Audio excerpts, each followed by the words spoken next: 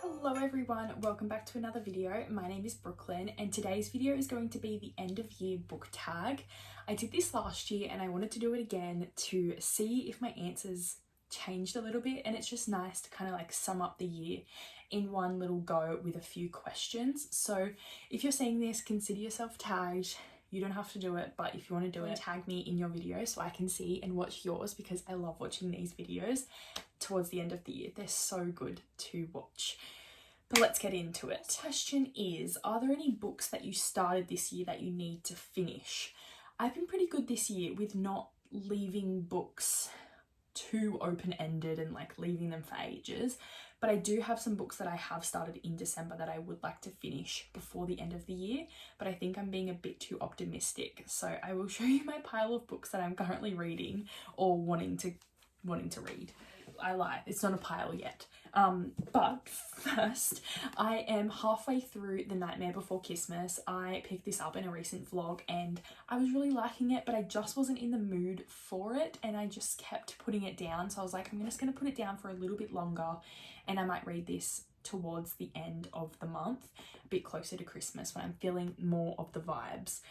But yeah, I'm really close to finishing it, so I definitely will finish this before the year ends. And then this book, I just started Sorrow and Starlight and also Beyond the Veil, which is 8.5. This is number 8 in the Zodiac Academy series, and I don't know if I can do it. I don't think I can, but we're gonna try. We're gonna really try. And plus, like, I've got to read this one and another novella, but that one is basically like, I reckon it's half the size of this. I don't have it physically, so I'm just gonna have to trust the Kindle process. But yeah, we're tandem reading them, so that's currently what I'm in the middle of and wanting to finish before the end of the year, but we'll see about that. Question 2 is, do you have a seasonal book to transition into the end of the year? For this, I have really gotten into Christmas romance this year, and I never really do. I kind of read them at different times of the year, but this year I started the month off really strong. I have a video linked down below if you want to see me reading only Christmas romance for a week, the first week in December. So I really did start the month off strong with Christmas romance. How My Neighbor Stole Christmas, Nightmare Before Christmas, Kissmas, My December Darling, just cute books like that.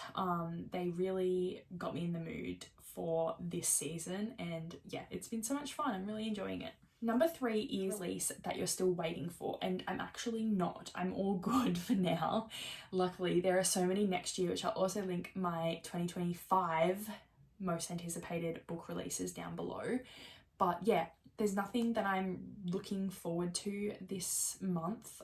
Everything that I want to read is currently out or coming out next year, so I'm all good. Question 4 are, what are 3 books that you want to read before the end of the year? Now I will show you my pile. So, besides the Nightmare Before Christmas and Zodiac Academy that I just mentioned, I want to read Lost and Lassoed by Lila Sage. This is the 3rd book in the Rebel Blue Ranch series, and I've loved the first 2 of this, and this one is my most anticipated one because it follows the grumpy brother that no one can get a look into and the very sunshiny, excitable friend of her brother. So, oh no, of the brother. So yeah, excited for this one, and I really want to pick it up before the year ends so I can go into the next year, and there's one more book in this series, so I need to get on top of it. And we have Laura Olympus volume, what are we up to now? Volume 7.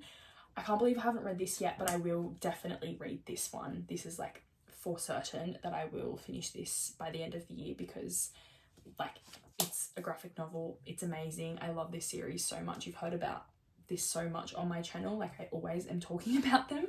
So yeah, I'm going to continue with this very soon, and I need like an hour and a bit to sit down and just binge read this and take in all of the loveliness that is Persephone and Hades, and just the most beautiful webtoon to ever exist. So that is on my list. I have the audiobook for Lisa Marie Presley, which is written by her daughter Riley, who is Daisy Jones in Daisy Jones and the Six. and that's initially why I picked this up, because I absolutely love her from that, and just Daisy Jones and the Six in general is amazing. But we've been really getting into Elvis lately, so to have the perspective of her daughter and kind of like a autobiography memoir kind of a thing, there's like tapes from her, and she's basically written her mum's memoir through all of her diaries and just like her stories from her, and yeah, from what she can remember of her dad and of her life.